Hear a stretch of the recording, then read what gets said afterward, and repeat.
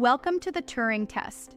It's Friday, July 4th, 2025, and, boardrooms feel like Wild West saloons today.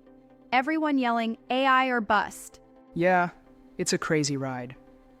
The champagne corks pop as every new model demo rolls out, yet underneath, the CFOs are busy counting the empty bottles. Exactly. And that brings us to a key point.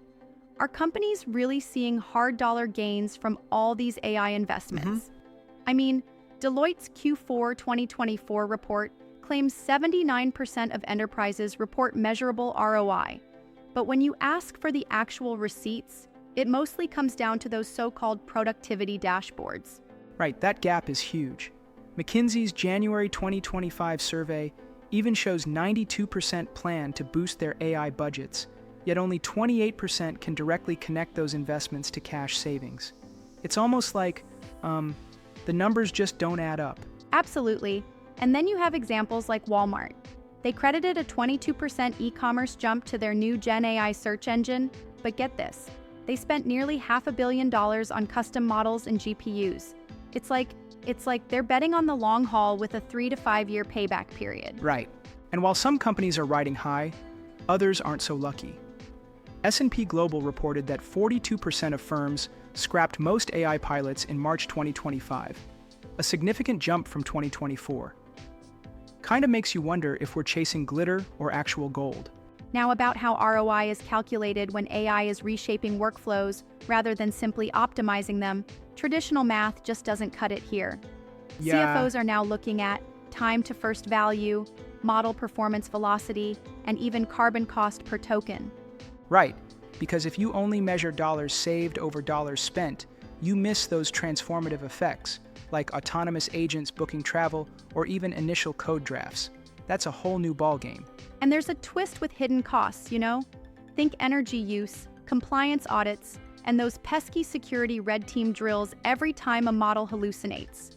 Gartner even predicts governance could take up 15–20% of the total AI spend. Exactly. So in many ways, companies are bundling AI ROI into a portfolio view. Quick wins, like invoice automation, are now funding those more ambitious moonshot projects. Take Pfizer, for example.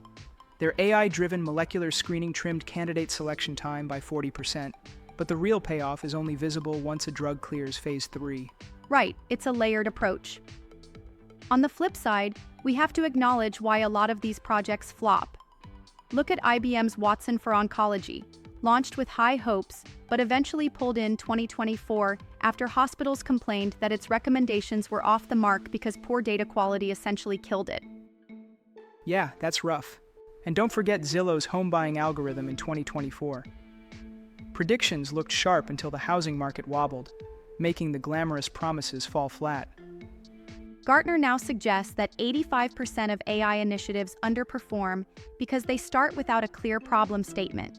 No user input, no dedicated data steward, no champion to drive the project.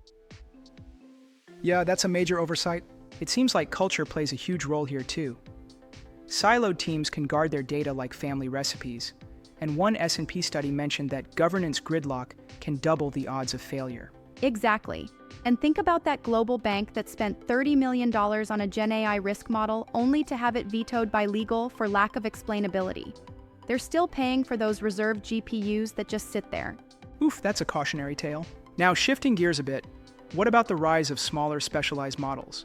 The 2025 buzzword seems to be S-LLM, small domain-tuned models that require less compute. Yeah, less is definitely more here sometimes. Deloitte predicts that by the end of 2025, 25% of enterprises will be running agentic AI built on these lightweight models, and that's expected to double by 2027. Right, that's a striking forecast. Delta Airlines provides an intriguing case study. Their Delta Concierge uses a 7 billion parameter model fine-tuned on flight logs, leading to a 28% drop in call center load within just 60 days. It even allowed agents to focus on more high-touch cases. Exactly. It's less about horsepower and more about precision. Lower latency, clear audit trails, and yes, cost efficiency. Specialized models really can deliver a solid ROI while keeping costs in check. Let's talk metrics. What do you think are the best predictors for long-term AI winners? I see three key metrics here: adoption rate, meaning how many employees are really using the tool; integration depth, which tracks how many core systems it touches; and governance maturity, basically, if risks are owned instead of outsourced. Yeah, I get that. And then there's feedback velocity. For instance, Walmart's retail agents push user logs back into continuous retraining loops, ensuring the model keeps getting better with every iteration. Right, continuous improvement is crucial, and we also need to consider energy efficiency. With Europe's new carbon reporting rules set for January 2026, enterprises might face green taxes if their models are too power hungry. Exactly. Another interesting metric is time to pivot. Enterprises that can quickly switch gears and update their data pipelines in weeks rather than quarters will have a competitive edge. Absolutely. It's like the gold rush. The winners are the ones who can swap out their old shovels for new drills almost overnight.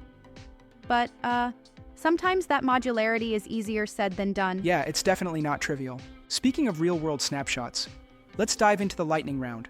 Quick success versus flop examples. Sure thing. For success, consider Pfizer's AI drug discovery suite.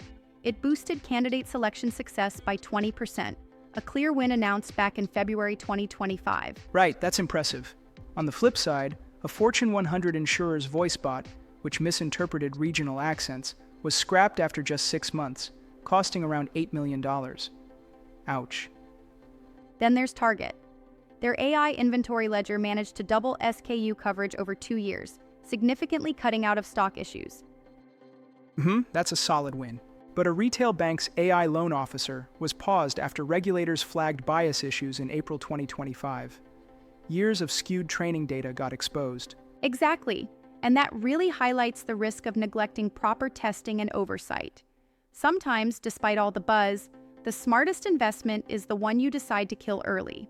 Right, it's better to cut your losses than to let a flawed project drain resources. Looking at all these debates, there's this underlying theme.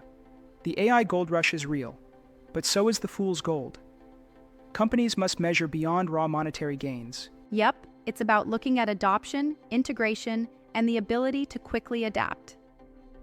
CFOs now see early gains as indicators of future value, not just net profit right off the bat. Definitely an evolved mindset. And there's also a call for start small, tune tight, and maintain transparency. Those are the guiding principles for firms wanting to ride this AI wave without wiping out. Exactly. It's a delicate balance.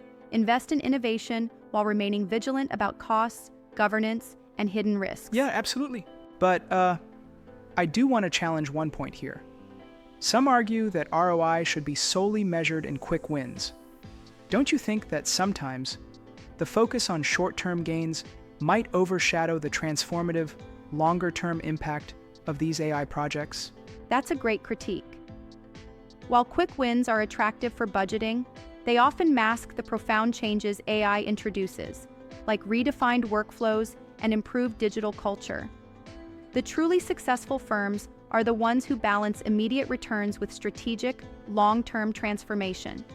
That makes a lot of sense. And looking ahead, with increased regulatory focus around energy usage and carbon footprint, enterprises that trim watt-hours per query may really outpace their competitors in sustainability. Right.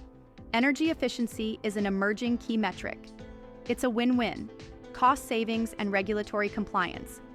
Early movers in that field will find themselves not only saving money, but also avoiding potential green taxes. Totally agree. So, to wrap it all up, it's clear the AI gold rush is both exhilarating and challenging. It's about investments that are smart, measured, and adaptable. And sometimes, the smartest move is knowing when to pull the plug. Exactly.